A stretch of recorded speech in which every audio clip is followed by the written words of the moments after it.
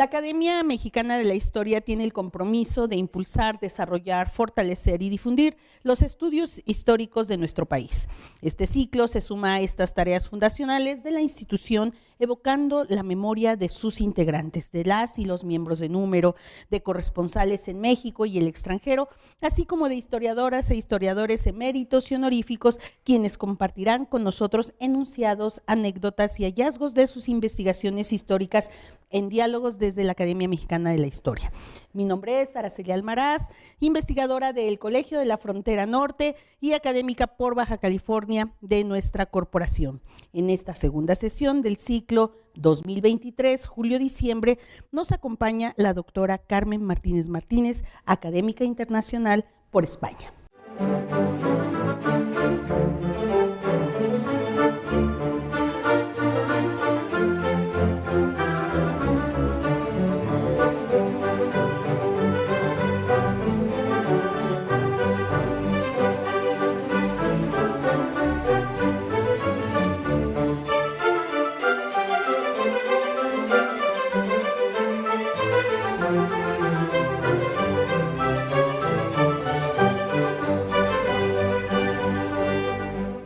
Gracias, doctora Martínez, por esta visita a México y por permitirnos conocer tu trayectoria, contribuyendo con ello a la memoria visual de la Academia Mexicana de la Historia. Gracias por estar aquí. Gracias por la posibilidad de compartir este espacio y gracias también a la Academia por el calor de la acogida con la que me ha recibido. Pues de verdad que para nosotros es un honor tenerte porque los discursos de ingreso, sobre todo de corresponsales internacionales, marcan un hito y en este caso pues tenerte aquí en este espacio histórico de la Academia, haber escuchado tu discurso realmente nos llena de alegría. Iniciaste tu actividad investigadora ya en la década de los 80s y a mí me gustaría iniciar justo este recorrido hablando pues en perspectiva histórica desde esos tiempos hasta lo que sucedió ayer. ¿Te parece bien? Perfecto. Bueno, te comentaba que revisando parte de tus antecedentes, me encuentro que en 1986, al titularte ya como licenciada en Filosofía y Letras con énfasis en Historia de América, obtuviste un apoyo que fue la beca del Plan Nacional de Formación del Personal Investigador de 86-89 en la universidad, tu universidad, que es la de Valladolid. Pero cuéntanos, ¿hubo antes algún otro episodio en tu vida que te llevó a pensar en que esta era la directriz que habría de tener tu trayectoria profesional? ¿Algún libro, algún profesor en alguna etapa más temprana de tu vida con lo que dijiste, esto es a lo que yo me quiero dedicar? Bueno, las personas a veces acabamos en espacios que en un principio no es lo que habíamos pensado. Yo cuando hice el bachillerato lo hice por ciencias. En un principio yo tenía intención de hacer medicina, una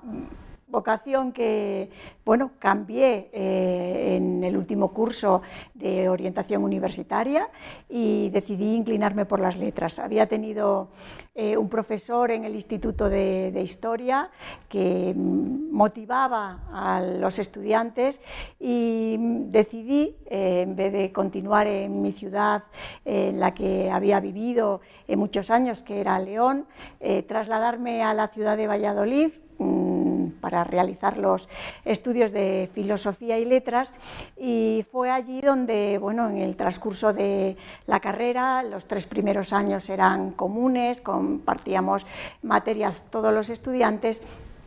En tercero teníamos una asignatura que era común, que era una historia de los descubrimientos geográficos, y me inicié en el ámbito de la historia de América. Me sedujo el espacio geográfico, que era novedoso, me incliné por aquella especialidad que tenía una sección específica en nuestra titulación con el profesor Demetrio Ramos Pérez, que había puesto en marcha la sección de Historia de América, y aquellos 2 años de especialidad pues marcaron con una serie de hitos que yo destacaría, pues el curso de verano que hice estudié en la Universidad Hispanoamericana de Santa María de la Rábida, un foco americanista que creo que ha marcado la trayectoria de muchos de los que en este momento estamos en la Universidad Española, con el buen hacer de Juan Marchena, que tristemente nos ha dejado no hace mucho tiempo, y ese mismo verano tuve la oportunidad de participar también en los cursos de verano de la Universidad Internacional Menéndez Pelayo en Santander, que marcaron pues, bueno, una inclinación por el mundo universitario, que no era fácil en aquellos momentos en la Universidad Española, puesto que las generaciones que habían ingresado en la década de los años 70 pues todavía no estaban consolidadas, no tenían sus plazas fijas, y los jóvenes que llegábamos pues nos poníamos un poco a la cola, con lo cual las posibilidades no eran muchas. Lo cierto es que la obtención de la beca del Plan Nacional de Formación del Personal Investigador me abrió la puerta. Fue una oportunidad en una convocatoria que por aquel entonces era de competición nacional con los expedientes, por lo tanto, pues bueno, el reconocimiento al esfuerzo realizado con gusto, porque cuando trabajas o te formas en una materia que disfrutas, pues resulta más fácil tener buenos rendimientos académicos que luego, lógicamente, revierten de forma positiva. La obtención de esa beca me permitió hacer el doctorado, me permitió empezar la movilidad académica, entrar en contacto pues con los profesores que tenían un nombre y una trayectoria en el americanismo español, y definió en aquellos 4 años lo que iba a ser mi vida futura, de la cual no me arrepiento y me siento muy satisfecha, y sobre todo con bueno, el reconocimiento que ayer me hizo la Academia Mexicana de la Historia, una realidad que nunca pensé, que nunca soñé, y que a veces lo que nunca piensas y lo que nunca sueñas, cuando llega, pues es lo que más te satisface. Yo estoy muy agradecida a esta institución centenaria por el reconocimiento y sobre todo por la posibilidad de ese diálogo intelectual y académico que he tenido la oportunidad de mantener con algunos de sus miembros, y que espero que se amplíe con esta pertenencia a esta academia, que aunque sea en la distancia, yo creo que hoy las tecnologías acortan las posibilidades de comunicación y nos hacen presentes en cuestión de segundos. Sin duda, porque como lo vamos a ver en el transcurso de este diálogo, el trabajo que te ha caracterizado en relación a el mundo hispanoamericano, y en particular algunas líneas que tú has abierto, fortalecido, creo que nos estrechan muchísimo más, y sin duda la academia es un gran espacio, es un espacio que está lleno de libertad para seguir intercambiando ideas, seguir difundiendo, que es su labor principal, difundir, divulgar lo que nosotros estamos haciendo. Pero déjame, me regreso, porque justamente te iba a preguntar por ese curso de verano en el 84, que ya nos dijiste fue también uno de los momentos que va a definir ya tu interés, y después entrar al doctorado Europa y el mundo atlántico, poder y cultura y sociedad. Cuéntanos un poquito quiénes acompañaron esta etapa formativa, tus profesores, tus mentores, tus directores de tesis, y cómo fuiste encauzando de alguna manera desde esta etapa lo que vendría después, que lo tocaremos un poquito más adelante, pero déjanos saber un poquito de esta parte que muchas veces nosotros ya con varios años, varias décadas, de pronto nos miran nuestros estudiantes y como que no tienen claro que también nosotros pasamos por los mismos procesos que están pasando ellos. Así que cuéntanos un poquito de esta parte formativa. Bueno, realmente la etapa en la que uno pasa una serie de años en la universidad, en esos años parece un espacio temporal muy, muy cortito. Bueno, son 3, 5 años, más los 4 del doctorado, pero son años que marcan una impronta en las relaciones personales, en las relaciones profesionales. Yo cuando accedo con la beca de formación del personal investigador a la sección de Historia de América de la Universidad de Valladolid, la unidad tiene al frente al doctor Demetrio Ramos Pérez, un personaje conocido en el mundo hispanoamericano por su trayectoria, que llegó a ser miembro de la Real Academia de la Historia en España, ya en la etapa final, que es cuando yo me incorporo. Por lo tanto, el contacto que tuve con él no fue tan prolongado en el tiempo como el que he podido tener con otros compañeros con los que he compartido inicialmente despacho, porque nuestra sección estaba ubicada en la Casa Museo de Colón, un edificio que se construye en la ciudad para recordar que el descubridor fallece en la misma, y que, si bien era muy atractiva desde el punto de vista del edificio, pues para trabajar la gente cuando entraba decía qué bonito, porque tenía unos muebles de caoba. Ciertamente era un espacio muy agradable en la estética, pero no tanto para trabajar. Estábamos todos juntos, los 7 que integrábamos el área. Eso pues estrechó los lazos, no solo profesionales, sino de amistad, porque el espacio era el que era. La gente que llegaba con cierto recorrido decía: ¿trabajan ustedes a la japonesa? ¿Ah, sí? Todos en el mismo espacio. Cierto. Y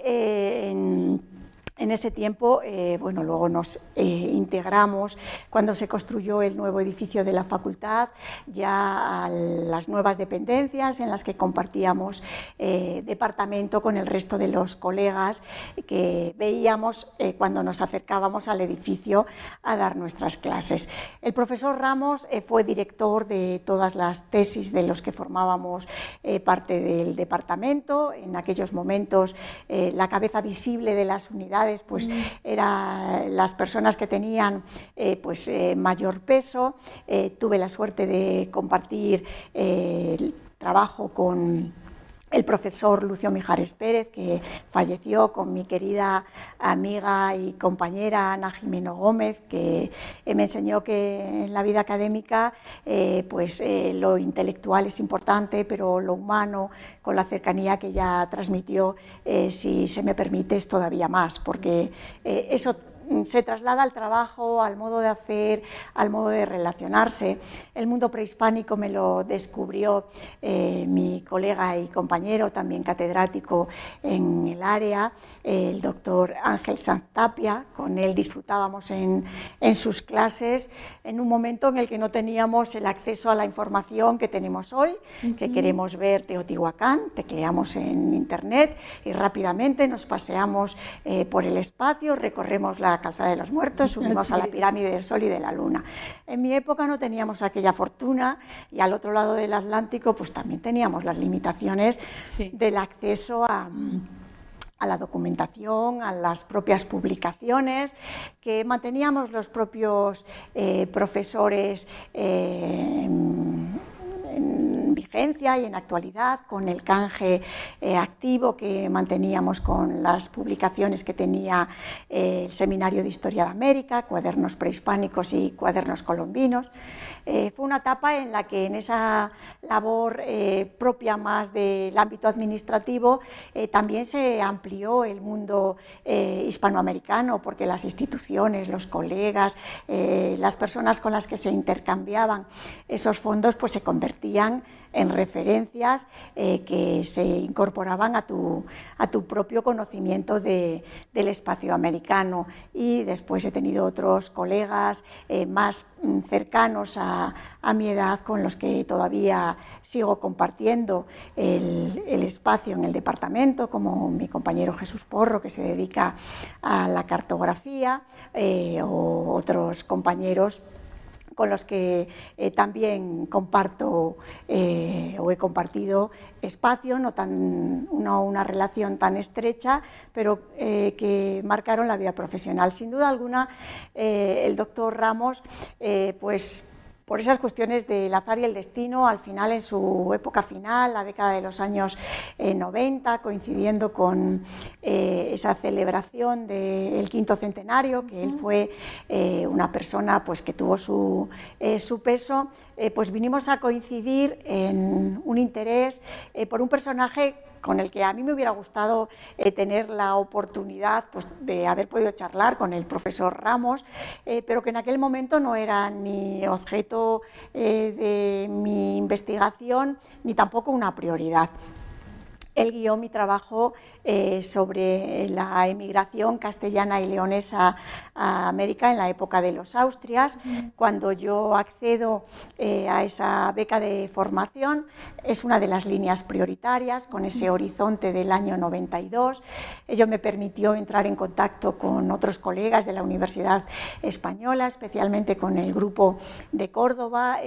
capitaneado por la doctora Lourdes Díaz Trechuelo, y del que formaba parte también el doctor Antonio García Básolo, que trabajaron la emigración andaluza, que pudimos compartir metodología de trabajo, dificultades, y fue una etapa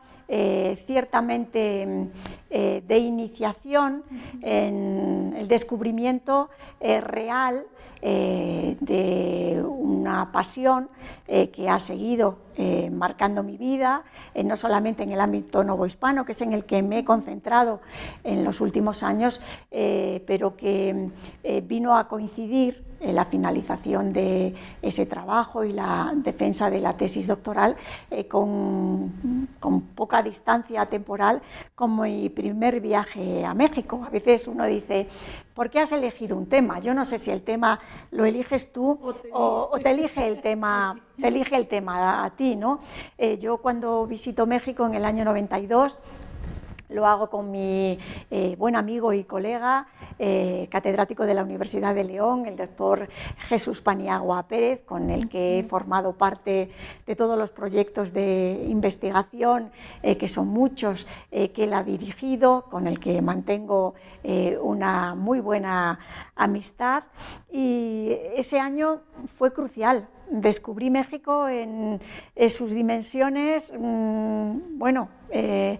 no totales, porque en aquella ocasión no pasé de recorrer la Ciudad de México, y después de los viajes que he tenido la oportunidad de repetir, comprobé que poco había visto de la Ciudad de México, pero visité espacios muy significativos como Cholula, como Teotihuacán, Puebla, e incluso llegué hasta Zacatecas. Bueno, eso fue una invitación al norte, algo que me mostró que era un territorio fascinante y que he tratado de seguir conociendo, no solo desde los documentos, sino desde el propio espacio, porque creo que sumergirte en el propio espacio geográfico ayuda a comprender, pese a que han pasado tantos siglos, mejor lo que tú lees en un horizonte del siglo XVI,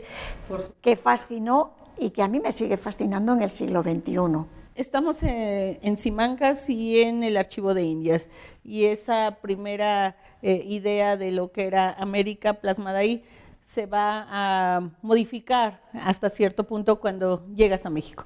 Sí, sin duda, porque esas descripciones que se hacía de la realidad americana en las cartas, marcando la exuberancia de la vegetación, el territorio, la percepción del clima, de la orografía, de la población, tú cuando lees esos documentos, pues lo imaginas, pero cuando te encuentras en ese espacio, pese a la distancia temporal transcurrida, te sientes integrante y protagonista, y interpretas o comprendes mejor lo que tuvo que ser aquella realidad para los que hicieron el viaje en ambas orillas, porque yo luego, con el paso del tiempo, pues he podido seguir la pista también de algunos naturales de la Nueva España que hicieron el viaje, a veces acompañando a algunos castellanos, en otras ocasiones por curiosidad de ver la corte del rey y de ver España, y me imagino cuál pudo haber sido ese choque. Para conocer y trabajar sobre América hay que ver el espacio americano en su realidad, entre otras cosas, porque no solamente contextualizas el espacio de lo que estudias, sino que descubres una riqueza que muestra un mestizaje, y sobre todo porque tienes un contacto directo con la gente que marca de forma clara que nos unen muchas cosas, y el mero hecho de poder entendernos en la misma lengua, con las singularidades que dices, bueno, qué matiz de riqueza, porque aquí este término le da un sentido y en el otro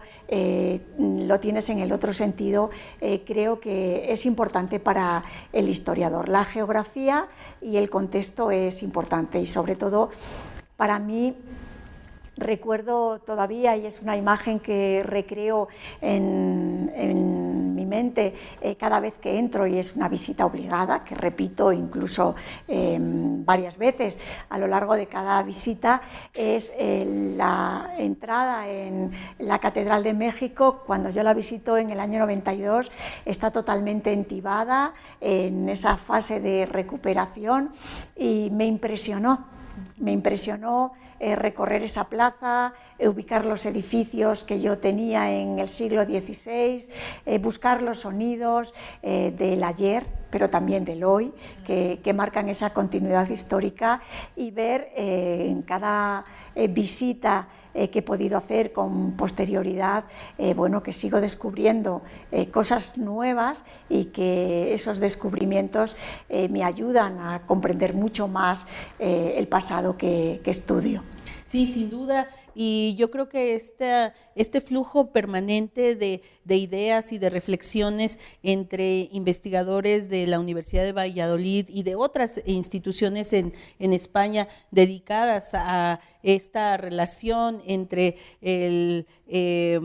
el mundo hispánico y lo que sucede en América, pues sin duda va a fortalecer muchísimo más esta visión mucho más completa, y por completa incluso compleja, ¿no? Pero lo vamos a platicar, si te parece, ya en el siguiente segmento, ahora sí visto desde tu obra historiográfica, porque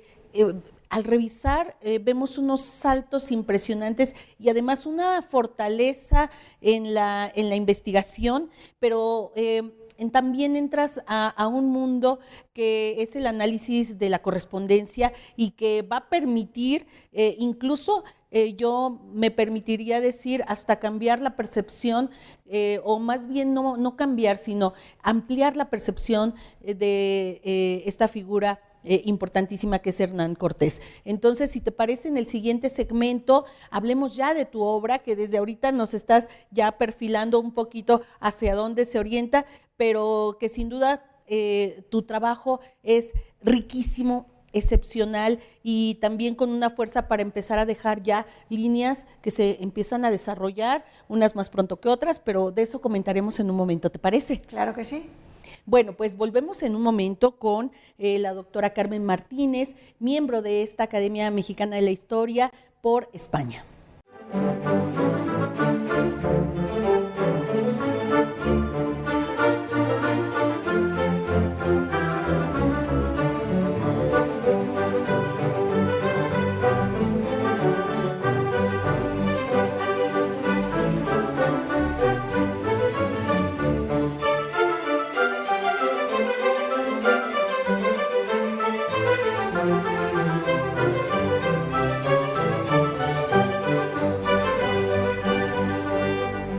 Seguimos dialogando con la doctora Carmen Martínez Martínez, corresponsal internacional por España de nuestra Academia Mexicana de la Historia. Y bien, hemos hablado ya de la importancia de la Universidad de Valladolid en tu trayectoria desde aquellos años 80, en la definición de lo que va a ser tu trabajo ya, pues no solamente como asistente, sino ya como titular en esta universidad, y de tus primeros viajes a México. Pero yo te quisiera preguntar si 1995 fue un parteaguas en este gran trayecto profesional, ya al sumarte justamente como titular del Departamento de Historia Moderna, Contemporánea y de América en tu universidad. ¿Y por qué digo 1995? Porque creo que una vez que uno adquiere la titularidad en una universidad, empiezan muchos compromisos, y es el compromiso de producir, el compromiso de investigar, el compromiso de formar, el compromiso de difundir. ¿Cómo empieza esta nueva etapa a partir de que ya eres profesora titular? Bueno, sin duda alguna, la estabilidad laboral nos da a todos alas. Podemos hacer una serie de proyectos o acometer empresas que antes, pues igual, por las circunstancias que nos rodean, no lo hemos hecho. El consolidar el puesto de trabajo con la figura de profesor titular fue importante porque me permitió, además, en un proyecto en aquel momento de ampliación y reforma de los planes de estudio, asumir una amplia docencia que me permitió explicar cursos muy variados, desde la historia de América en la Edad Moderna, de etnografía americana, grandes culturas americanas, instituciones en la América hispana, que fueron perfilando poco a poco, sumándose a ello una serie de hechos, lo que iba a ser mi trayectoria investigadora. Cuando obtengo la titularidad, también reflexiono sobre cómo encauzar la actividad investigadora. Sevilla había sido un vivero, lo ha seguido siendo y lo seguirá siendo por la importancia que tienen sus fondos, y había explorado de forma muy tímida las posibilidades que tenía el Archivo General de Simancas y el Archivo de la Real Chancillería de Valladolid para el proyecto de la tesis. Simancas no ofrecía, después de que la documentación en el siglo XVIII se trasladase a Sevilla para el marco cronológico que yo había marcado, información, por lo tanto fue un archivo que en ese momento no trabajé. Chancillería fue otro de esos archivos en los que la primera experiencia, y esto es bueno contarlo para que uno nunca tire la toalla, la primera vez que yo fui a consultar sus fondos, lo hice con el interés de ver la utilidad que tenía la documentación judicial para los desplazamientos migratorios, y en aquel laberinto de la justicia, porque en aquella primera consulta realmente fue un laberinto el que presenten un pleito que tú solicitas con el ánimo de ver qué interés tiene, descarté la consulta de aquella documentación porque no ofrecía en su consulta bueno, pues lo que pretendía para el trabajo que estaba en curso, que era una definición de origen para marcar esa procedencia de la emigración de Castilla y de León. Pero sí que descubrí que en aquellos voluminosos expedientes se encerraba todo un mundo, y yo misma asumí el compromiso de, vale, en este momento en el proyecto doctoral no, pero cuando finalice este proyecto, un pleito no se me va a resistir. Sí, ahí te acercaste a la impartición de justicia, ¿no? Totalmente, y descubrí todo un mundo. Fue una década de trabajo muy, muy productiva, muy satisfactoria desde el punto de vista académico, porque revisé los pleitos que había de pleiteantes que residían en algún lugar de la América hispana y que por razones diferentes habían iniciado algún proceso en la Real Audiencia y Chancillería de Valladolid, lo que marcaba ese vínculo que a través de la justicia se podía establecer. La documentación judicial es maravillosa. No le estoy quitando mérito a ningún otro tipo de documentación, pero cuando uno tiene que litigar, cada una de las partes trata de acreditar sus derechos con el mayor número de pruebas, y en esa acreditación un pleito se convierte en un vivero de documentación que a veces acumula incluso siglos informativos. Claro. No, y por la distancia, ¿no? También, ¿no? Totalmente, puede recuperar la genealogía de muchos personajes que hicieron el viaje, que luego, asentados en Nueva España o en otros lugares, litigaban porque se les reconociese esa condición de hidalgos, cuando aquí ya habían obtenido una posición destacada, y pude comprobar ese aspecto que no ofrecía la documentación de Indias, que eran esos orígenes familiares para determinar el porqué del viaje, o esos nexos que se establecían con los lugares de origen, con la patria chica, para que en ellos se recordase el nombre, con la creación de fundaciones para dotar huérfanas o familiares para el claustro o para el matrimonio, esos silos que en época de hambruna pues recordaban al hijo de la localidad que había tenido recursos, y descubrí en esos pleitos un mundo indescriptible que leí durante una década, sí, que eran las cartas. Sí, sí. Varias cosas me hace pensar lo que está relatando. Por uno, pensaba un poco también estos procesos de migración que van a estar descritos en tus libros gracias a estos archivos, y que de pronto ese tipo de migraciones tampoco son tan visibles, ¿no? Porque en ese momento había otros intereses como los reclamos, como la impartición de la justicia. Me hace pensar en esta cuestión de las distancias geográficas para impartir justicia en aquel momento entre Nueva España y España, pero también incluso en el mismo y gran territorio, en cómo se impartía justicia desde el virreinato y el resto de las áreas geográficas donde no hay posibilidad de hacerlo. Entonces, esta cuestión de la geografía, la impartición de justicia, la normativa, es interesante e insisto, también la migración. Pero ahorita acabas de decir algo que también es muy importante. Tu trabajo tan acucioso es de décadas o de años, estás hablando de prácticamente una década, porque efectivamente yo veo aquí el libro de la migración castellana y leonesa al Nuevo Mundo, publicado en 93, pero hasta muchos años después va a venir publicación relacionada con estos archivos, ¿no? Sí, la localización de las cartas privadas fue laboriosa porque había que mirar cada pleito, había que revisar que estuviesen, pero fue muy, muy gratificante.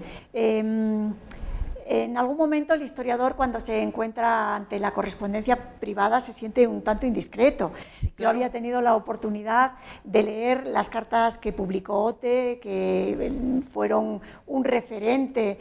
cuando salió en aquellas cartas de llamada, lo que contaban los que habían hecho el viaje, y que el que quería hacer la travesía presentaba para decir, no, yo voy a estar acogido por alguien. Abrieron un mundo, porque abrieron un mundo de lo cotidiano, de las impresiones íntimo, personales, de lo íntimo, y esa realidad se conocía en los expedientes para pasar a Indias de la Casa de la Contratación, pero no se había explorado en las fuentes judiciales. A mí me abrió un mundo porque en ese proceso de ir revisando las distintas causas, un día me encontré un pleito de Hernán Cortés con su primo, el licenciado Francisco Núñez. Era en la década de los años 90 avanzado. A mí me pareció increíble. Yo pensé, esto no me lo he podido encontrar yo, si lo habrán encontrado otros, y sobre todo pensé, el maestro José Luis Martínez, cuyo texto Hernán Cortés yo sí había tenido en las manos, pero cuyos documentos cortesianos no habían llegado todavía a nuestra biblioteca y no fue tan fácil conseguirlos, pensé, esto ya tiene que estar publicado. Y nada, bueno, pues la sorpresa que no. Aquellos textos eran textos inéditos, al igual que el resto de las cartas que marcaban pues, a muchos personajes con sus vivencias, con sus éxitos, con su vida personal y particular, esa conexión de cómo se habla del ausente para que la carta cuando llega al lugar de destino no solamente la lea el destinatario, sino que se lea en voz alta y sea un poco ese vocero de la vida propia, pero también de la vida ajena, en algunas cartas pues deliciosas, escritas desde Potosí, que radiografían el Cerro Minero pues con todos sus integrantes, claro, con la suerte de todos los coterráneos sobre los que se daba cuenta, con esas fundaciones que luego no se cumplían, que llegaban al tribunal, que implicaban un pleito, que acreditaban proyectos vitales y que te ponían de manifiesto el interés que tiene la documentación judicial, que al inicio es árida. Hay que reconocerlo, no le voy a poner solamente las virtudes, hay que tener cierta paciencia, porque en ese sentido la constante se ha mantenido con el tiempo. Los escritos contemporáneos pues están llenos de muchas fórmulas para que al final el sentido del texto, con un contexto muy legal, tenga una intencionalidad muy concreta y una finalidad. En el siglo XVI ocurre exactamente lo mismo, pero a mí lo que me maravilla de esa centuria es la escritura, cómo se escribe y cómo se registra prácticamente todo. Sí, y yo te iba a preguntar incluso, por ejemplo, no sé si en esos escritos encontramos la palabra conquista o encontramos, yo me imagino, muchas más palabras que se escapan a la palabra conquista propiamente, que es en la que resume de alguna manera esta relación en el siglo XVI España y Nueva España. Pero ¿qué conceptos son claves? Como tú bien dices, bueno, están buscando llevar a cabo proyectos, están buscando que se les reconozcan proyectos, otros se les desconoce y entonces viene la lucha, viene el reclamo, pero ¿qué conceptos son los que estos actores están definiendo como su propio espacio vital de querer hacer? Bueno, y habría que diferenciar claramente en qué grupo nos estamos moviendo en la documentación, por ejemplo, judicial, o en la documentación administrativa que llega al Consejo de Indias. Los que participan en el proceso de incorporación del territorio se autodefinen como conquistadores y hablan de conquista. Ese es el término que ellos utilizan en ese momento, e incluso la propia corona utiliza ese término para definirlos y para interesarse cuando preguntan al virrey quiénes son esos conquistadores o esos descendientes de los conquistadores que piden mercedes en reconocimiento de lo pasado. Ese es un nivel que ha quedado bastante bien reflejado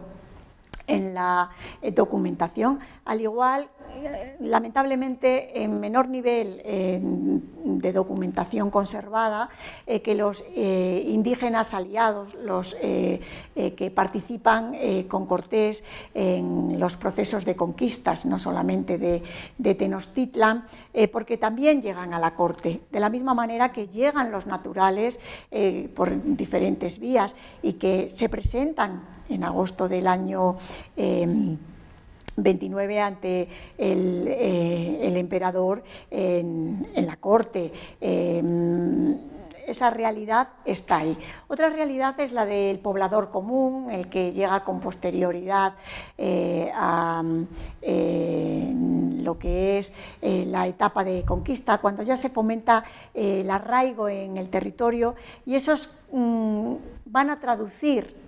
su condición de poblador y van a plasmar en sus escritos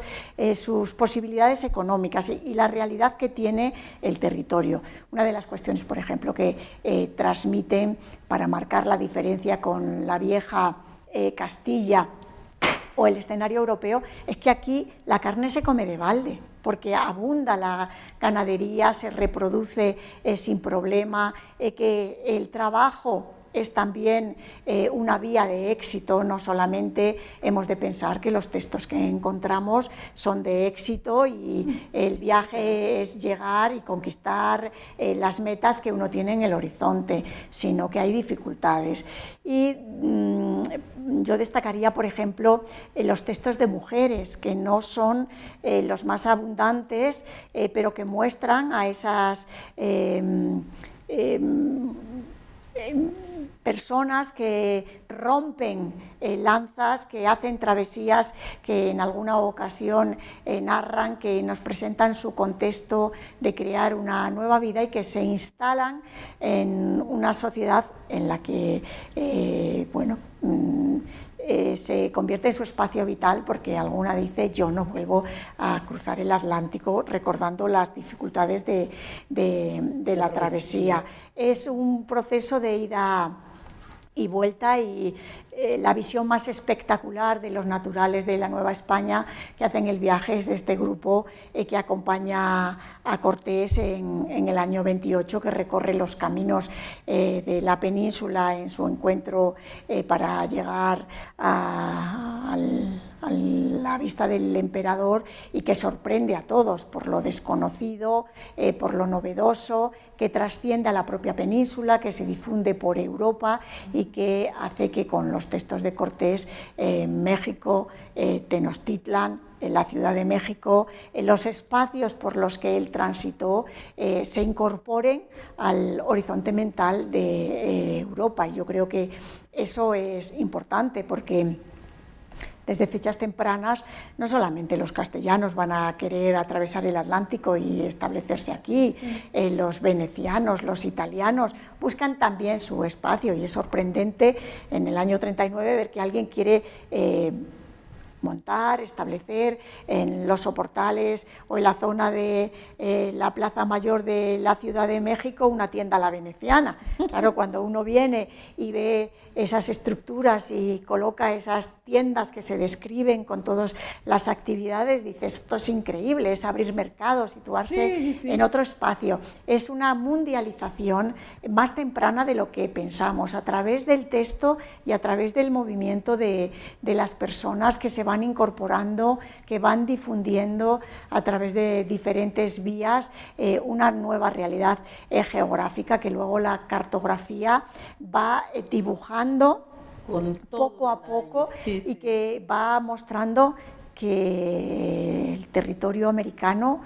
es mucho mayor que lo que se piensa, y que realmente el polo de conocimiento está en este espacio, porque lo que se estaba abriendo en el horizonte geográfico pues no se podía enseñar en aquel momento en los grandes centros del conocimiento europeo. No se enseñaba en Salamanca, ni en Bolonia, ni en París. Estaba en los que recorrían en los barcos esas costas que se iban perfilando y que iban dibujando un nuevo mundo con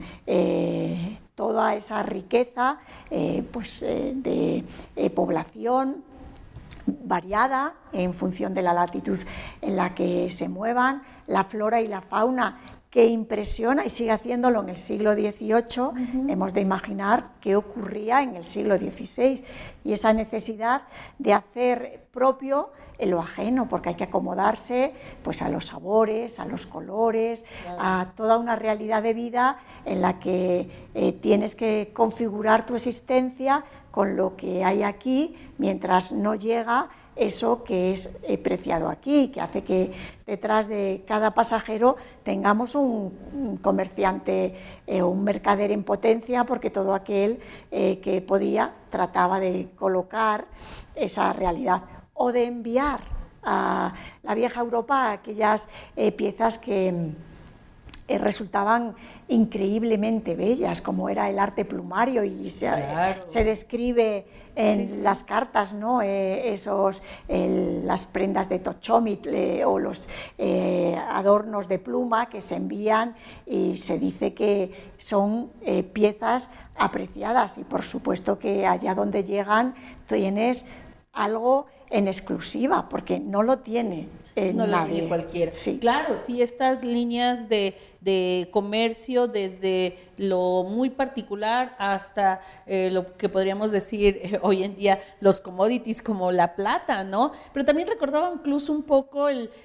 los descubrimientos de pieles también de animales, por ejemplo en la Patagonia, ¿no? Que van a hacer que todo el mercado de pieles, no solamente en España, sino en Inglaterra, se convierta como en el boom, ¿no? de la moda en décadas posteriores. Pero fíjate que yo te preguntaba esto de la conquista porque revisando tu libro previo a Cartas Memoriales de Hernán Cortés del 2003, el libro previo de Imperio Hispánico, que escribes o coordinas al lado de Ángeles Sobaler, a mí me llama la atención el gran periodo que abarcas de 1474 hasta 1700 y justo con esta idea de analizar cómo la dinastía o la expansión monárquica hispánica, gracias a la unión de Castilla y Aragón, de Granada y Navarra, y de ir a Portugal, al norte de África y finalmente también América, definen esta idea de la expansión. Entonces, por eso a mí me llamaba la atención de si el concepto conquista estaba anclado totalmente o finalmente era parte de este gran proyecto de expansión y se le consideraba como tal. Por eso la pregunta de la palabra conquista. Pero bueno, ha quedado clarísimo, ¿no? Era un proceso expansivo en el que yo creo que conquista, población,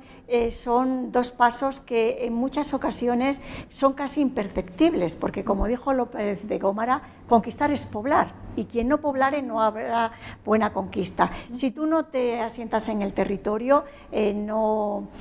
pasará de ser un tránsito en el cual podrás esgrimir derechos, pero no lo ocuparás. Y de hecho, la política pobladora de la corona en ese sentido fue clara. Ese proceso de conquista tiene su definición más marcada en unas partes del territorio que en otras, pero rápidamente da paso a la incorporación. Y hay que entenderlo en un proceso mucho más global, en una realidad que fue imposible incorporar todo el territorio y rápidamente otras potencias europeas buscaron su espacio con otros procesos de ocupación del territorio que diferencian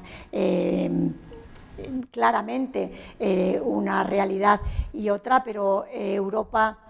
desde finales del siglo XV con esas dos potencias que son Castilla y Portugal, inician un proceso expansivo bordeando África, surcando el Atlántico y abriendo otras muchas posibilidades para otras potencias que vieron la oportunidad también de situarse al otro lado del Atlántico. Antes de seguir con algo que me parece también un parteaguas en los aportes que haces en tus obras y que tiene que ver con las cartas memoriales de Hernán Cortés, incluso retomaré parte de lo que Jesús Paniagua nos pone en la introducción de este libro. Te quiero preguntar algo que también me causó curiosidad, porque le dedicas en algún momento de tu vida espacio a los mayas. Y también incluso haces una estancia en el Centro de Estudios Mayas aquí en Filológicas de la UNAM. Cuéntanos de este paso fugaz, o no sé qué tan fugaz, si no es fugaz, por el mundo maya. Bueno, es una etapa que recuerdo con mucho cariño y con mucha satisfacción personal. Viene de la mano en buena medida de esa etapa en la que en la actividad docente me ocupo de esa asignatura que es Grandes Culturas Americanas, en la cual se explican fundamentalmente mayas, aztecas e incas, y esa amistad con las personas que en la universidad Complutense de Madrid, trabaja en el mundo maya, especialmente con Andrés Ciudad y María Josefa Iglesias Ponce de León, que en aquel momento me plantean desde la Sociedad Española de Estudios Mayas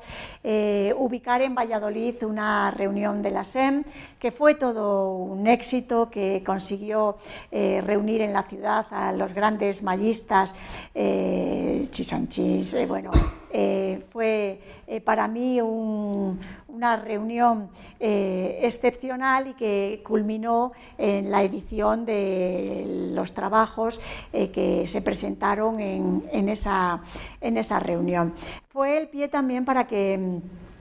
conociese a destacados mayistas con los que he tenido muy buena amistad, el doctor Mario Humberto Ruz Sosa, sí, una personalidad increíble, a mí me sorprende y me agrada y bueno, me priva hablar con él porque aprendes muchísimo, sí. Tiene un conocimiento de la realidad maya, es un anfitrión excepcional, como lo fue cuando visité Mérida, y también con la querida y recordada doctora Carmen Valverde, que fue la que me acogió en esa estancia que hice en el Centro de Estudios Mayas, en el Instituto de Investigaciones Filológicas de la UNAM, que me permitió conocer a parte de su plantel y que me permitió pues ahondar en el conocimiento del mundo maya. Te decía que quería recuperar en la introducción que hace Jesús Paniagua a tu texto de Cartas Memoriales de Hernán Cortés, donde es una edición comentada y analizada por ti, pero él dice algo que me llama la atención, lo comentaba hace un rato. Dice que Carmen Martínez nos pone en contexto y nos habla del humanismo de Cortés. Esto es importante porque finalmente tenemos esta idea de ese Cortés conquistador, poblador, preocupado por dejar la bandera bien puesta, pero no tanto de ese Cortés humanista. Yo en algún momento recuperé su figura como el primer filántropo que va a tener nuestra región, pero háblanos más de ese Cortés humanista que encuentras en estas cartas memoriales. Bueno, sin duda alguna es la faceta de Cortés como escritor, como autor de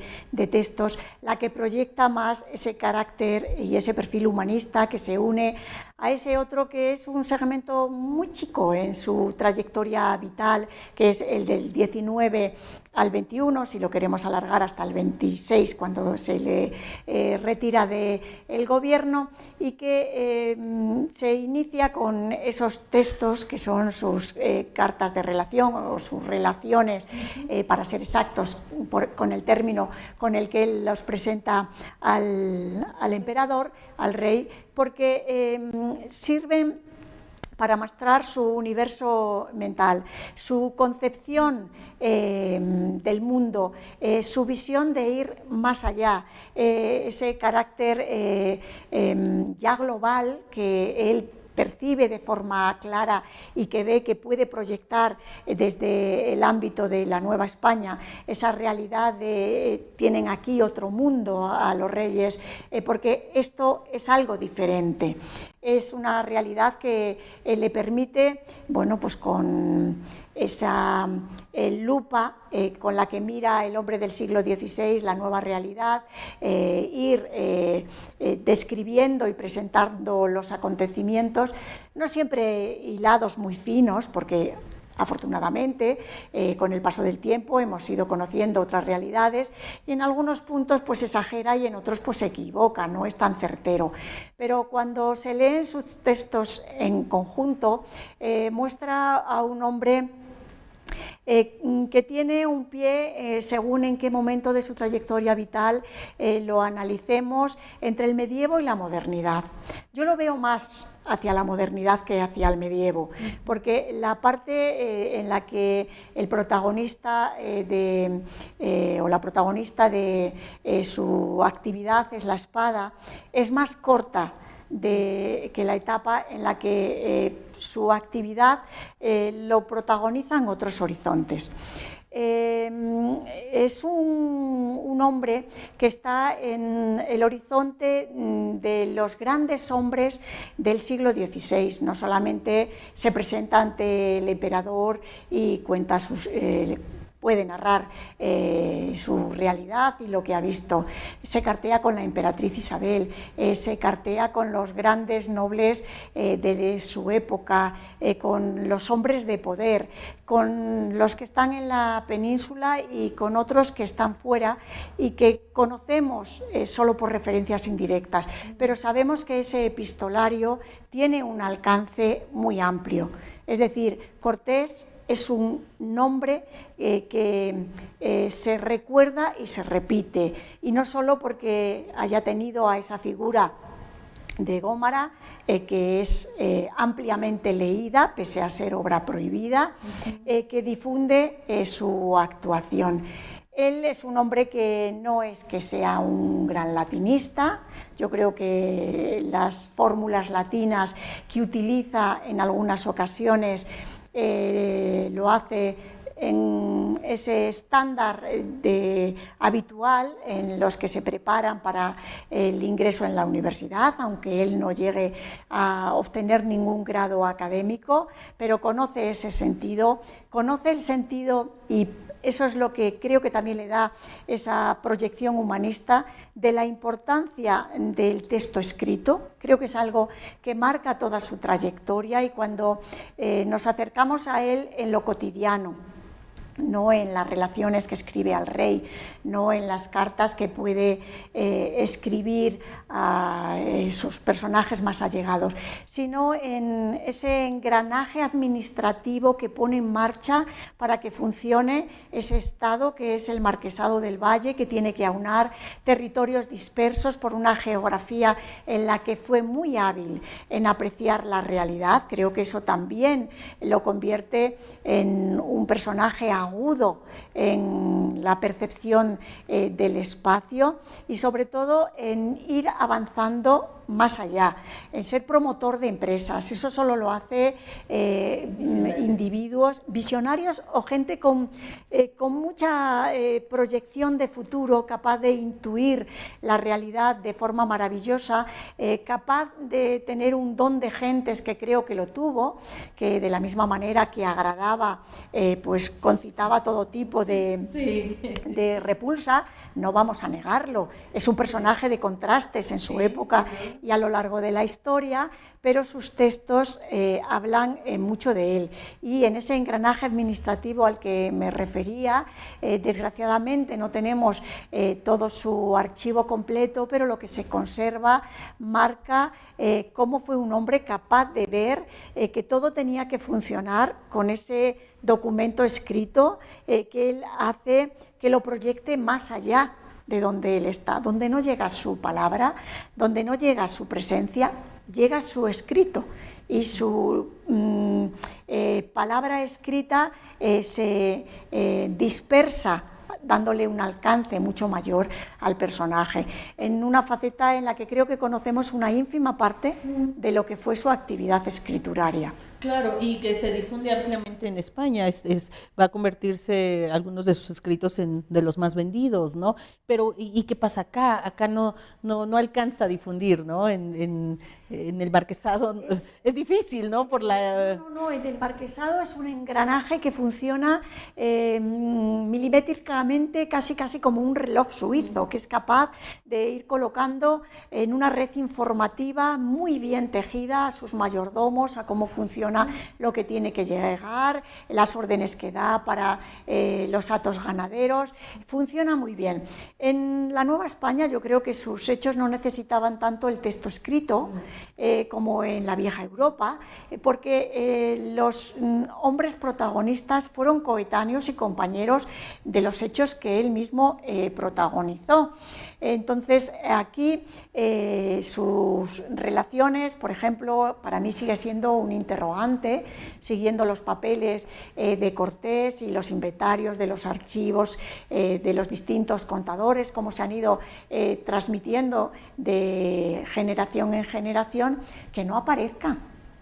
ninguna referencia a las relaciones, que no aparezcan tampoco en manos de su hijo Martín Cortés.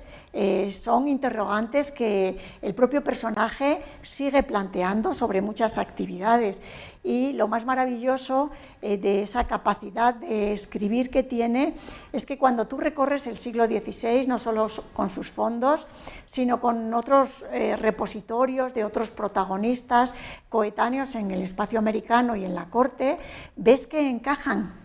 Ves una red tupida de intereses, de relaciones, en unas ocasiones estrechos, en otras ocasiones distanciados, porque los hombres pues tienen momentos de cercanía y otros de distancia. Y él tiene la singularidad de ser un hombre puente,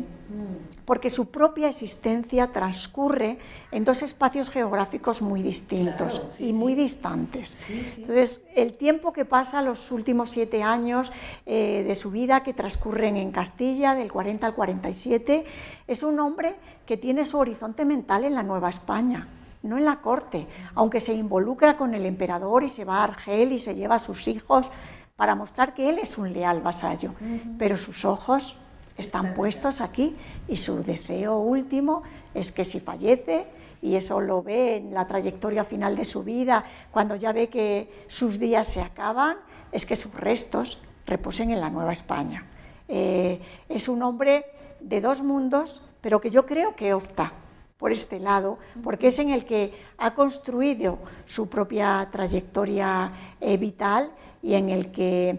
ve que construye algo, porque en la península, pues bueno, es el Marqués del Valle, pero la propia nobleza titulada, pese a que entronca por matrimonio, pues también tiene sus propios niveles, y Argel es un escenario en el que él se presta y ve que la decisión, lógicamente, la toma el emperador, que es a quien corresponde, y él no puede obrar como tal vez le hubiera gustado. No sabemos cuál hubiera sido el resultado de su decisión, pero ahí él está, con energía. Claro, bueno, y además es que Argel frente a la Nueva España son otras realidades muy distintas, y yo me traslado ahora al proceso hereditario, y seguimos con las cartas, y ahora en este libro de En nombre del hijo, que ya son las cartas de Martín Cortés y de Catalina Pizarro. Es un libro además publicado por la UNAM, y que también es revelador, y que también nos pone el énfasis en esta parte íntima, porque es correspondencia. Cuéntanos un poquito. Bueno, ya me gustaría encontrar todas las cartas que Cortés envió a su padre, y las que su padre escribió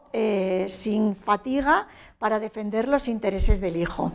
El hallazgo de esas 20 cartas para mí fue muy grato, y bueno, desde el punto de vista académico, mucho más, porque a Martín Cortés, el padre de Cortés, se había dicho que no sabía escribir. La realidad mostró que no, que sabía escribir, y no solamente escribía, sino que movió todos los hilos posibles para que la proyección de su hijo en la corte tuviese la acogida en el nivel en el que su hijo le transmitía la realidad americana desde el principio, esa Nueva España que él ve que puede ser su espacio, y empieza a pedir, y es al padre al que se lo transmite, y es un Martín Cortés que recorre los caminos de la península, ahora en Sevilla, para tramitar ante la Casa de la Contratación, luego se va a La Coruña para negociar con Portocarrero y Montejo todo lo que corresponde a su hijo, y que bueno, está ahí presente, dejándole el testigo a su sobrino, el licenciado Francisco Núñez, en cuya casa había permanecido Cortés durante sus años de Salamanca, y que es el hilo conductor de esa relación atlántica de Cortés durante los años que Cortés está en la Nueva España. Y es un hilo que se rompe, bueno, pues por lo que se rompe la mayor parte de las relaciones de los hombres, por asuntos económicos, porque en torno a Cortés, bueno, pues hubo una serie de personas que trataron de sacar provecho de la situación destacada del marqués, y el marqués en sus horas bajas pues no tenía tanta disponibilidad económica en efectivo como le hubiera gustado, pero no tuvo problema porque se endeudó lo necesario, porque sabía que cuando llegasen las rentas de su marquesado podría resarcir los pagos e incluso pagar los intereses. Esa correspondencia, pese a la escasez de la muestra que tenemos, es muy reveladora de cómo se integra. Primero porque el padre incorpora esos juegos de poder que hay también entre los que se mueven en el espacio atlántico, cada uno de ellos buscando sus propias relaciones, y para mí fue muy, muy emotiva la carta de Catalina Pizarro, que tan solo firma ella, escribe otra persona, pero pone de manifiesto que también conocía los secretos de las letras, aunque solo fuese para firmar, porque en ella tiene un grato y cariñoso recuerdo hacia ese pequeño que ha conocido de la mano de su padre, Martín, el hijo de doña Marina, que ha hecho el viaje a Castilla con su padre y que pide al licenciado Núñez que vele por el muchacho en la corte. Ese amarre, ese afecto que se establece con los hijos mestizos de Cortés por parte, en este caso, de la abuela, que es al único que puede conocer en ese momento, y que manifiesta luego el propio padre con todos sus hijos, que es una realidad que es innegable. Cortés tiene, bueno, pues una serie de aspectos oscuros que en el contexto del siglo XVI hay que valorar, sobre los que él reflexiona al final de sus días en ese texto vital que es el Testamento, y que creo que también lo marcan como un personaje humanista, reflexionar sobre esa realidad de la esclavitud indígena y pedirle a su heredero que, si no se ha hecho conforme a lo que se tenía que haber hecho, que les otorgue la libertad. Creo que marca un punto de inflexión y una asimilación de una realidad muy cambiante en un periodo corto de tiempo que él ha vivido en fases muy diferentes de esa relación inicial, en un tránsito afable o cordial, o en vías de entendimiento a ese otro periodo que es convulso, que es de enfrentamiento, que es de guerra, pese a la paz buscada, o a esa etapa de reconstrucción que el mismo día siguiente de la toma de Tenochtitlan, Cortés inicia. Creo que es un hombre que no da tregua a la acción y que tenía un corazón que no descansaba, como dijo Bernal. Claro, sí, que es realmente revelador el aporte que haces, porque nos muestras esta otra faceta y además ese complemento familiar, ¿no? Que generalmente nunca tenemos en mente cuando pensamos en el personaje, ¿no? Y estas tramas, ¿no? Y esto que comentas tú de negociaciones en ambos espacios, ¿no? Dos últimos libros que igualmente son reveladores en su justa dimensión. A mí, en lo personal, me gusta más la correspondencia personal, porque justo es lo que nos permite llegar a esa esencia de los seres humanos, más allá de lo que podamos ver con los membretes que puedan utilizar. Pero bueno, estos dos libros, Veracruz 1519, que tenemos aquí, Los hombres de Cortés, en pues estudias y publicas también un documento antiguo de los españoles en la Nueva España, que ahí, hasta donde me quedé, estaba la duda que si era 20 de junio de 1519 o 20 de julio, y bueno, tú haces la revelación, ahorita nos cuentas, pero bueno, es una petición al Cabildo de Veracruz, firmada por compañeros, vecinos y estantes de la villa, de la Compañía de Cortés, y presentada por el procurador Francisco Álvarez Chico. Y yo te preguntaría, ¿qué se pone de manifiesto en esta petición y por qué se convirtió en libro y con la fuerza que tiene? Y finalizamos nuestro segmento adelantito con miradas sobre Hernán Cortés. Muy buena pregunta. ¿Por qué se convirtió en libro? Porque inicialmente iba a ser tan solo un artículo en el que yo presentase una transcripción más acorde con la lectura del texto que la que había realizado Rodrigo Martínez Barax cuando publica el texto, después de que Martínez Cabral se lo presente a su padre, José Luis Martínez. No voy a ahondar en la historia porque el propio Rodrigo Martínez Barax lo ha publicado. Yo me puse en contacto con Rodrigo, él me dijo que él no iba a hacer la lectura y que si yo quería hacerla, pues que con mucho gusto recibiría el texto que saliese del mismo. Fue una aventura detectivesca que se prolongó en el tiempo, más del que estaba previsto inicialmente, pero esas son las investigaciones, que a veces las diseñas con un tiempo, con un esquema, y luego la propia investigación pone su tiempo, pone sus ritmos y tiene su propia historia.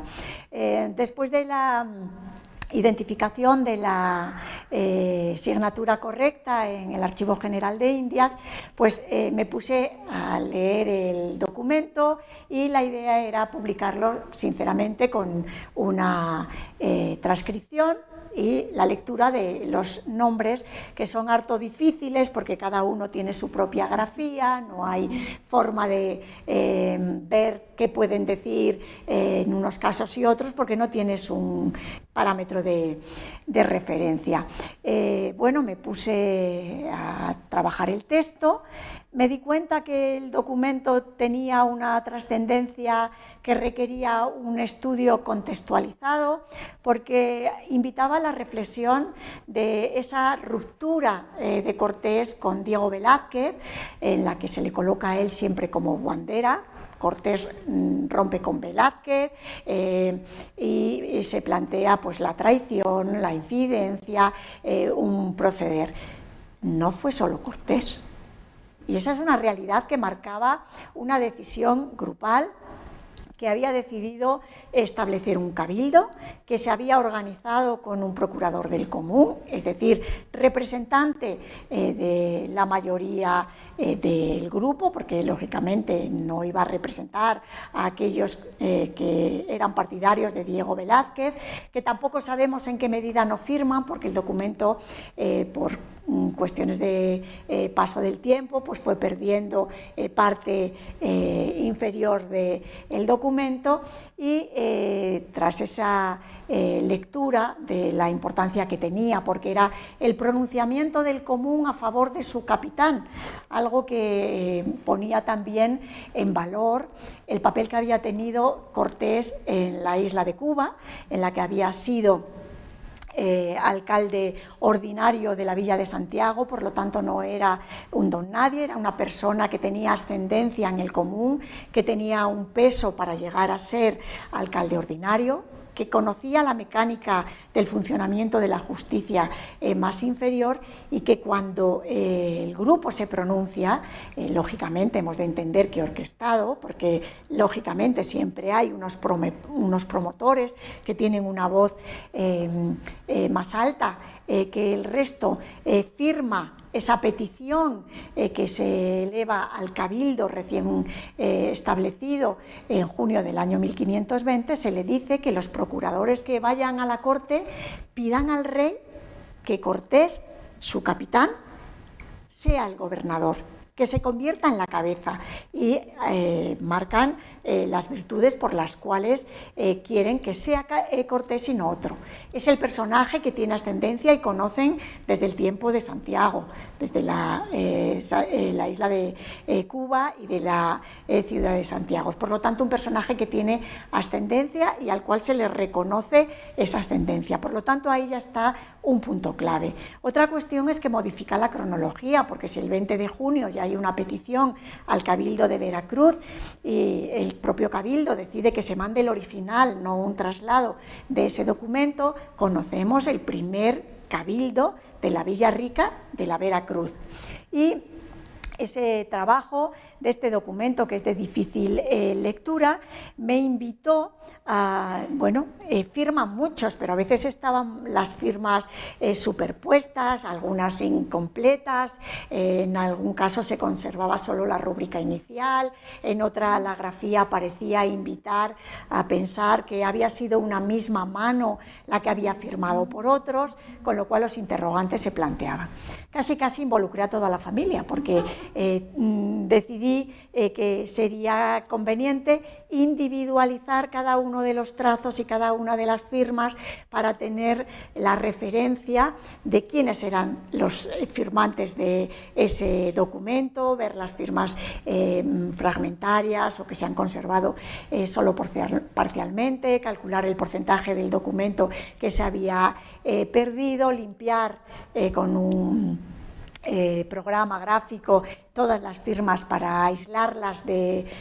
la contigua o la de la superpuesta para leer bien esa lectura, y en la individualización de la firma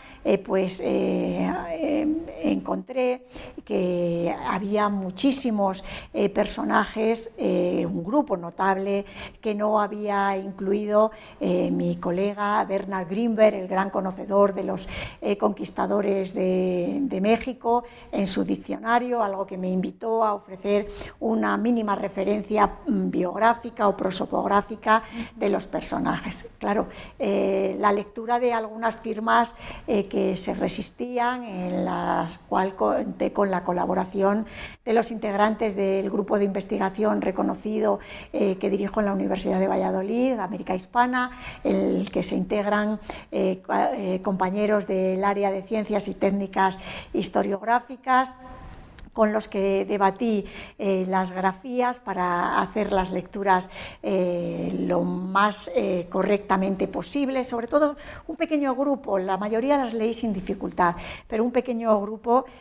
no tanto. Y es un libro que también tiene su historia y su intrahistoria, porque pocas veces se producen esas coincidencias en la vida que varios investigadores centremos la atención de nuestra investigación en el mismo tiempo. Y esa circunstancia se dio en este libro, cuando John Sawler trabajaba con el mismo documento y publicó, con una lectura de Helen Nader por parte de las firmas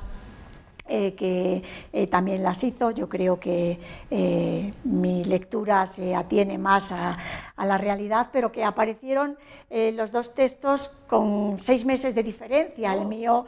previamente, el suyo con posterioridad, algo que invita al investigador a veces a decir, bueno, la investigación igual no es perfecta, pero sí lleva años, porque al final fueron años en contextualizar, en buscar en las fuentes judiciales otras declaraciones de los testigos, ver cómo contrastaban las llegadas de los apoyos posteriores, se da esa coincidencia en la que utilizamos el mismo documento para la portada de la obra. Entonces dices, bueno, estas son situaciones que a veces pasan. También me permitió conocer a John Sawler, tener la conversación de las circunstancias de su trabajo y incorporar un colega más a los que han trabajado este mundo. Ese documento yo creo que es importante, no solo por su cronología, sino porque marca el primer cabildo de la Villa Rica de la Veracruz con todos sus integrantes, y por ese apoyo del común que respalda al capitán en una decisión que no fue única, sino que contó con ese respaldo, y que él se ocupó, por la importancia del texto escrito, de que el texto también cruzase el Atlántico y se presentase en la corte. Sí, sin duda, 2 elementos fundamentales para poner foco de atención en este libro, y yo diría un tercero que a lo mejor se dice como algo que sucede de facto, que es tener un gran equipo de trabajo, pero que no, que han sido años de esfuerzo, y ahorita en el siguiente segmento lo vamos a tocar, porque creo que el trabajo en equipo permite justamente procesos como este, tener la prosopografía, no, pues tampoco es nada fácil, ¿no? O sea, ya tienes los nombres, pero ahora hacer ese trabajo prosopográfico tampoco es sencillo. Cerremos este segmento con miradas sobre Hernán Cortés, porque son 500 años, se publica en 2016, y que sin duda también va a ser una obra que para el quinto centenario se va a volver también un referente. Bueno, fue un proyecto que asumí con mi colega y amiga de la Universidad Nacional Autónoma de México, Alicia Mayer, que fue un proyecto editorial que permitió reunir primeras plumas que permitieron acercarse al personaje de manera caleidoscópica, es decir, es un conjunto de cristales que dibuja cada uno en su momento al personaje, que contó con la participación de autores de ambos lados del Atlántico, con una trayectoria reconocida en la época de Cortés, o en la visión del personaje o de la época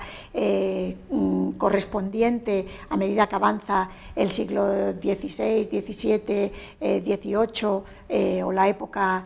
contemporánea en el que colaboraron autores europeos como Bernard Grimberg o Luis Benata Shaw, gran conocedora de la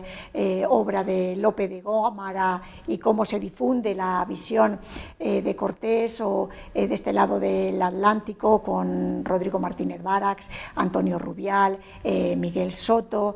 por citar algunos y no hacer la relación larga. Creo que fue una contribución en ese horizonte del año 2019, plural, con esa presentación del profesor León Portilla, que también se había acercado al personaje desde esa proyección de la Mar del Sur, que él sistematiza muy bien a través de las diferentes empresas, que conocía muy bien la etapa y que presentó pues ese estudio introductorio que fue una ventana abierta al resto de los estudios. Creo que es una obra que ha sido bien recibida, que ha tenido una amplia difusión, una buena edición, que me permitió colaborar con colegas de ambos lados del Atlántico en un proyecto de colaboración que creo que es necesario, que los académicos tenemos que dialogar, y hoy lo tenemos muy fácil, porque desde un WhatsApp, que es esto, hasta un correo más serio o una discusión académica más profunda a través de una videoconferencia. Las tecnologías que nos van acompañando a medida que avanza el tiempo creo que tienen que ser incorporadas a la discusión académica, al igual que este tipo de propuestas como la que diriges y representas muy bien, de divulgación y de difusión de la vida de los académicos más allá del papel, porque a veces el académico te dice mucho más cuando hablas con él que cuando lees su texto, o su texto se engrandece cuando lees a ese académico, cuando le pones voz, le pones cara, y el resultado es más redondo, más global, y fue un proyecto que yo recuerdo con mucho agrado, que tuvo una presentación en Medellín, la cuna de Cortés, que creo que tiene trabajos de gran interés y que han contribuido con el aspecto del que es más conocedor cada uno de los autores, a conocer al personaje en un horizonte que creo que historiográficamente ha contribuido con lo que ha aportado. Sí, sin duda. Y si te parece, vámonos al tercer segmento, que bueno, ya nos encontraremos del otro lado ya de el diálogo que nos llevará después al ocaso del mismo, y que me gustaría centrar en el siguiente espacio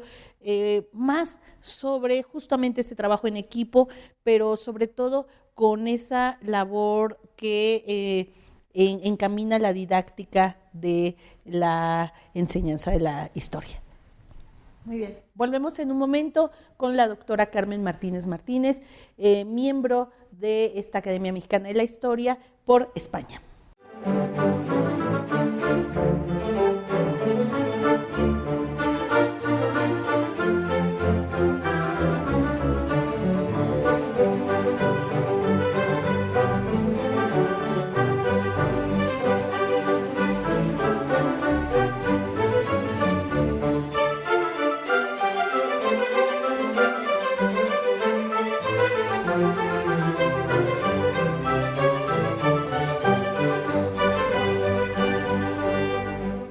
Estamos de vuelta con la doctora Carmen Martínez Martínez, miembro de la Academia Mexicana de la Historia por España. Este tercer segmento, querida doctora Carmen, me gustaría dedicarlo a los grupos de investigación y posgrado, retomando un poquito lo último que comentaste sobre la importancia de tener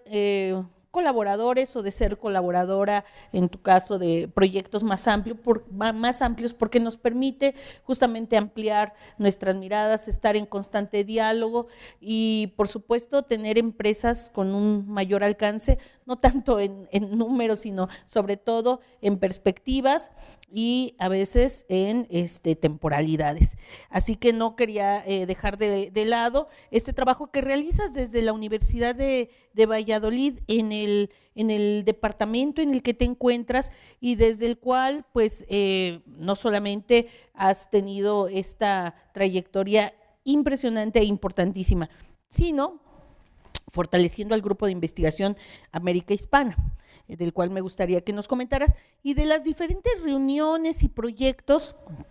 que has encabezado o impulsado desde este espacio que es tu universidad. Cuéntanos al respecto. Muy bien, pues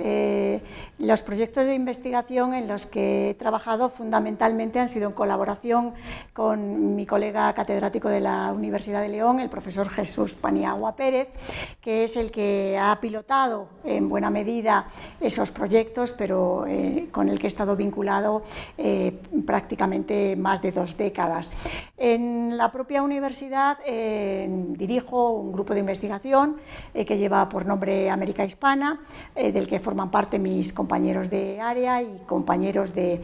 área de ciencias y técnicas historiográficas que colaboran en apoyarnos en algunos aspectos de la lectura. El grupo no tiene una única línea de investigación, es un grupo pequeño, 5 personas. Hay una línea definida en cuanto a la provisión de los cargos en la América Hispana, que encabeza el profesor Ángel Santapia hasta su retiro administrativo, que ha dado lugar a una línea puntera de investigación con los oficios vendibles en la administración americana, con una obra señera publicada al respecto, y una línea muy definida en cuanto a la cartografía de las exploraciones que desarrolla el profesor Jesús Porro, compañero también en el área de Historia de América. Estos 2 compañeros del área de ciencias y técnicas historiográficas, que hacen una labor de apoyo al grupo, y la línea que yo capitaneo dentro del grupo, que nos permite o me permite trabajar con la línea de la administración de justicia en los distintos niveles a ambos lados del Atlántico. El grupo procura hacer algunas actividades de difusión dentro de la propia facultad, como alguna pequeña exposición con motivo de alguna conmemoración, por ejemplo,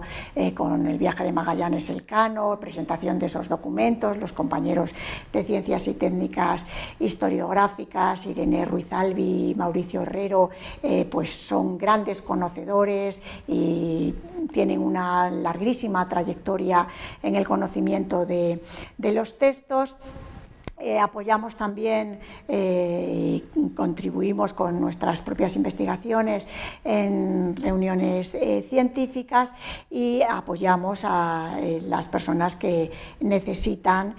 bueno, pues, orientación en las líneas en las que trabajamos. Dentro del grupo se han realizado, dirigidas por mí, varias tesis doctorales. La Universidad de Valladolid no tiene un elevado alumnado en la Facultad de Letras en los programas de posgrado, por lo tanto estas no son muy numerosas, pero se dirigen y se llevan a buen término. Y participo también en algunos comités tutorales dentro de la propia UNAM en el ámbito de mi investigación. Me hiciste recordar este primer viaje de Magallanes y recuerdo que hubo una exposición en el Archivo de Indias en Sevilla, conmemorando los 500 años de este primer viaje. ¿Participaste en ese proyecto? No, en ese proyecto no. El nuestro fue humilde, pero quedó muy bien presentado con los documentos facsímiles y con el apoyo en la actividad docente de lo que suponía la exhibición que se hizo y que tenía una amplitud mayor para que todo el personal de la facultad y alumnos de otras titulaciones pudiesen verlo, porque se pone en espacios de tránsito común. Más allá del trabajo en aula y en la dirección de tesis, de pregrado o de posgrado, yo te quisiera preguntar sobre este trabajo en la evolución de la enseñanza de la historia, porque has participado, por ejemplo, en algo que se llamó las TIC en el grado de Historia, Innovación Docente en la asignatura Recursos de Información para Historiadores. También hiciste algo respecto al entrenamiento en estrategias de aprendizaje autorregulado y desarrollo de competencias transversales, donde me imagino que también la historia tiene ahí una referencia. Y también en la elaboración de rúbricas para evaluación de competencias para el grado de historia. ¿Cómo ha sido esa labor? Porque me parece también importante. Creo que España tuvo una renovación, sobre todo sobre el aula virtual, el uso del aula virtual, y que puso de pronto en jaque a todos mis colegas de todas las áreas. Recuerdo en una estancia que hice ya hace varios años, decían, bueno, pues que ahora tenemos que transformarnos y tenemos que utilizar las nuevas tecnologías, y eso nos ha metido en una revolución. Sin duda alguna la pandemia fue una inversión por obligación, pero he de decir que mi inversión con las TIC fue mucho más temprana. Sí, sí. Nace como consecuencia de la implantación de los planes de estudio en la Universidad de Valladolid, la titulación de grado, del que formé parte del comité de redacción del título, y en aquel momento se consideró necesario, en un momento en el que no estaba tan difundido el uso de la tecnología como es hoy, que es algo generalizado y uno llega hasta incluso plantearse ¿les estamos enseñando algo? Tenemos que aprender de lo que ellos ya saben. Yo creo que es una interacción mutua en la cual tu propio proceso de enseñanza se ve enriquecido por su aprendizaje y por las necesidades y los usos que ellos hacen. En aquellos años pues puse en marcha esa asignatura que sigo impartiendo después de más de una década, que me resulta grata porque me obliga también a mí a estar actualizada en las nuevas vías de difusión del conocimiento y de cómo hacer más cercana la historia, que es la materia que explicamos a los estudiantes. A veces un una estrategia diferente a la que se usa en el aula, pues llega mucho más al alumno que el mensaje tradicional, que lo que sí que siempre dejo muy claro es que el contenido es lo esencial, lo otro es una herramienta, y todo lo que sean herramientas que favorezcan el aprendizaje hemos de apostar por ellas, porque no podemos quedarnos anclados en un espacio en el que nuestros estudiantes transitan por otro. Tenemos que buscar puntos de encuentro, y en esos puntos de encuentro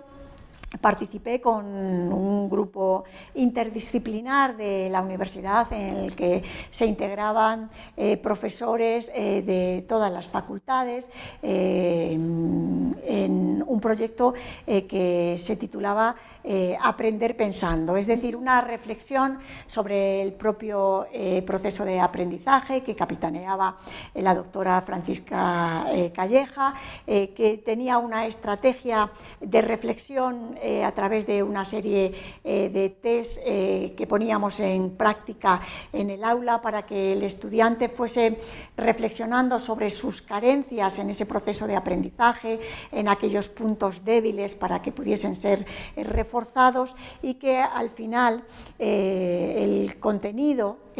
básico de cada materia y la riqueza del proyecto es que era interdisciplinar y era válida la herramienta porque está validada, y tuvimos la oportunidad de presentar resultados en congresos internacionales en el ámbito de las ciencias de la educación, ayudase al estudiante a reflexionar sobre su proceso de aprendizaje y al docente en el proceso en el cual transmite sus conocimientos. Fue una etapa enriquecedora en mi propio proceso, que me hace sentir siempre la necesidad de avanzar más y más, porque es una realidad tan cambiante en la cual lo que hoy es novedad, mañana ya está pasado, y eso lo aprendí desde mis primeros años en la redacción de la tesis doctoral, cuando, y hablo ya de la prehistoria de todas estas tecnologías, utilizaba para la redacción del texto WordPerfect 4.0 versión inglesa, pantalla sepia. Algunos me entenderán, otros dirán de qué está hablando. Y los discos, no de los... Todos, pasé por todos. El 5 1/4 y el... Todos, esos están en la memoria de la propia trayectoria académica, en esas cajas que uno dice, esto para el Museo de la propia historia personal, porque ya no es posible leerlos, o en esos programas que uno tiene que familiarizarse para hacer que sus resultados pues sean más visibles y tengan un alcance mayor. No cabe duda que desde las humanidades no podemos dejar totalmente de lado, tampoco podemos, entiendo yo, convertirlo en la estrella de nuestra actividad, pero tenemos que buscar ese justo equilibrio que haga que nuestro trabajo se proyecte, que nuestros estudiantes se sientan vinculados por el contenido histórico a través de proyectos pues que llegan a mucha más gente a través de las redes sociales o de simplemente la difusión de los vídeos en YouTube, porque es un medio de acceso global. Y de eso no nos podemos retirar, ni tampoco pensar que no es una buena herramienta. Creo que hay que estar siempre al frente, atento, y en la medida en la que uno pueda, pues estar actualizado. Claro, estamos entre el archivo y la nube, ¿no? Totalmente. Para cerrar este segmento, ¿algún mensaje para historiadores, historiadoras en formación, tanto en pregrado como en posgrado? Algo que les quieras transmitir, algún mensaje que les quieras dejar. Bueno, pues yo les dejaría mi propia experiencia, en la que creo que es importante la constancia en el trabajo, la ilusión por conquistar las metas que queremos, el seguir siempre con ánimo, aun cuando esos caminos que a veces uno traza, pues veamos que se truncan, porque lo importante no es ir despacio. Lo importante es avanzar, aunque se avance despacio. Y al final uno siempre, si no es por el camino que uno ha trazado, la historia siempre se abre como un abanico y te permite obtener caminos por los que transitar, investigaciones que realizar, tener siempre, y para mí eso también ha sido importante, esa referencia de los maestros que han consagrado su vida, que nos han dejado su obra, leer sus textos, reposar sus avances, no pensar que hemos descubierto el Mediterráneo porque hemos dado con algo que nos parece que es novedoso, porque tal vez otros con gran esfuerzo, sin duda alguna, han alcanzado. Tener ilusión, porque con ilusión todo trabajo llega a la meta, y sobre todo pensar que ese camino no lo hacemos solos, aunque nuestra investigación sea individual, sino que el trabajo del investigador es muy grato, porque al tiempo que va sumando conocimiento, va sumando amistad. Y las amistades y las relaciones personales enriquecen nuestra propia vida y también, sin duda alguna, nuestros propios trabajos. Sin duda, y esto nos lo has de alguna manera narrado de manera sintética, pero qué bueno que mencionas esto de la ilusión, porque lo han dicho otros colegas: pasión, ilusión, dedicación, como estos ingredientes esenciales para historiadores, pero yo creo que también para cualquier profesión. Si hacemos nuestro trabajo con esa ilusión, con esa pasión, con esa dedicación, seguramente a buen puerto habremos de llegar, ¿no? Sin duda alguna, porque hay otras profesiones en las que se le pone pasión y tienen una llegada, una recepción en la sociedad diferente a lo que nuestra ocupación requiere: pasión, dedicación y sobre todo creer que lo que hacemos es importante. Eso es algo que los jóvenes deben de tener muy presente, porque lo que ellos dejen, ese legado, estará ahí, lo podrán leer otros, podrán rectificar nuestras afirmaciones, y eso significará que nuestro trabajo ha avanzado porque otro ha dado un paso más adelante que el que nosotros hemos dado respecto a otros trabajos. Es un camino constante y se avanza caminando. Pues, si te parece, avancemos al ocaso de nuestra charla, de este gran diálogo, de verdad revelador e importantísimo a través de tu obra y tu trayectoria, y vayamos al último segmento para hablar de los reconocimientos vistos desde la propia voz de Carmen Martínez.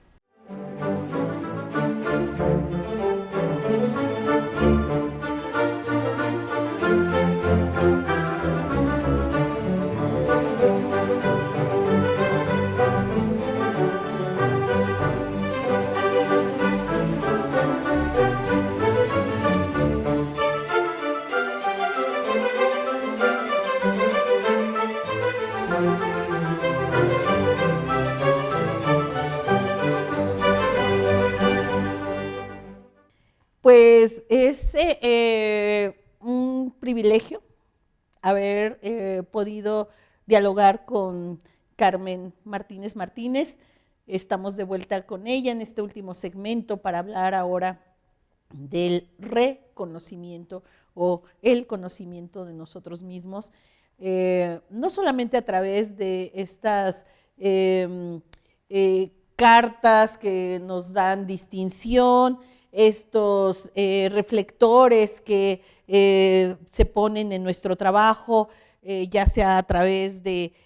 alguna institución o de nuestras propias universidades. Has recibido el Premio Extraordinario de Doctorado en 2012, el cuarto Premio Hidalgos de España, has tenido el distintivo de la insignia de plata de la Universidad de Valladolid por tus 25 años de servicio, has ingresado a la Academia Mexicana de la Historia como corresponsal internacional hace 4 años, pero recién ahora con un discurso fantástico, y estás considerada una referencia en los estudios sobre Hernán Cortés y el mundo hispánico. Pero, ¿cómo se piensa,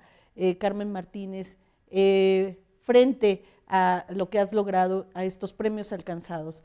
¿Cómo te reconoces a ti misma? Bueno, a mí me resulta difícil situarme en un contexto de proyección, porque soy más bien tímida en ese aspecto, aunque tal vez no lo parezca. Para mí es muy grato ver que alumnos que empiezan valoran el trabajo que he realizado y en su texto he servido como una referencia para que ellos avancen. Cuando uno empieza, y yo eso lo tengo muy grabado, quienes en los momentos de dificultad me echaron una mano, a veces simplemente con un comentario, con un no te preocupes, por aquí hemos pasado todos, supusieron una confianza y un afianzamiento. Para mí hoy es un motivo de orgullo y de satisfacción pues que la Academia Mexicana de la Historia me haya distinguido con ese nombramiento de corresponsal en España, primero porque quienes lo reconocen son académicos a los que yo admiro, cuya obra valoro, que tengo en consideración y que me considero muy chiquita al lado de ellos. Por lo tanto, que se reconozca ese trabajo pues, me hace sentir satisfecha del trabajo bien hecho, que debemos de hacerlo independientemente de que nos lo reconozcan con distintivos o que no haya distintivos. El trabajo está ahí y resultará útil. En mi universidad tengo la satisfacción pues, de haber merecido la confianza de mis compañeros en los procesos electorales en los que he podido representar al colectivo al que pertenezco, o bien al claustro de la universidad, o a la junta de facultad, o a las responsabilidades administrativas que se me han encomendado, porque bueno, creo que es una manera de valorar también tu hacer en lo cotidiano, en lo que tal vez no se proyecta al exterior. A mí me cuesta todavía ver que, bueno, se hable de mí en esos términos, es un elogio, es una satisfacción personal y espero que sirva a otros de ejemplo para que el trabajo sencillo y que uno hace cada día porque le gusta y porque quiere hacerlo, pues tenga una proyección social y tenga pues una utilidad social en algún caso concreto en el que dices, bueno, tu trabajo está ahí, reafirma o puede avalar algunas cuestiones, avanzas en el conocimiento de otras. Para mí eso es reconocimiento suficiente, pero reconozco mucho más el calor de la amistad. Para mí, esos colegas con los que he compartido discusiones, a veces en la diferencia, que no siempre tenemos el mismo punto de vista, siempre ha sido enriquecedor y el camino académico ha sido un camino en el que he hecho amigos y para mí eso también es un reconocimiento de la propia trayectoria académica realizada. Para mí es una satisfacción conversar hoy con Araceli Almaraz, a la que sigo, porque consiga hacer que los académicos esto pues muy distendido y muy cómodo. No, la verdad que yo creo que eres muy modesta porque, híjole, yo la verdad es que revisando todo como historiadora, ver que hay saltos que permite la obra de Carmen Martínez, para mí eso tiene una gran valía. O sea, estar a la altura de José Luis Martínez, de Miguel León Portilla, de Rodrigo Martínez Barax, te hace estar en ese nivel de referencia. Y no solo eso, lo decía también Rodrigo Martínez Barax, esa labor para poder recuperar documentos como uno de los que tú revisaste en el AGN y que finalmente fue recuperado, y que ese es algo que quizá no tocamos, pero que ese es también parte de este compromiso con la historia y con el desarrollo de nuestras sociedades. Sin duda, un privilegio, vuelvo a insistir, haber dialogado contigo y ojalá que todos aquellos colegas, estudiantes, historiadores, historiadoras que nos están viendo puedan acercarse a la obra de Carmen Martínez Martínez, porque la verdad es que deja sendos momentos de preocupación y de ocupación para lo que sigue. Ella misma es parte de la historia, también de nuestra historia. Así que muchísimas gracias por este gran diálogo, de verdad lo aprecio enormemente. Muchas gracias, Araceli, por este espacio compartido, este diálogo fructífero, académico, intelectual y a partir de ahora también de amistad. Seguro, seguro. La academia nos permite justamente estos encuentros y estos lazos que no se van a romper nunca. Gracias. Gracias a todos ustedes y nos vemos en el siguiente diálogo con miembros de la Academia Mexicana de la Historia. Buenas tardes.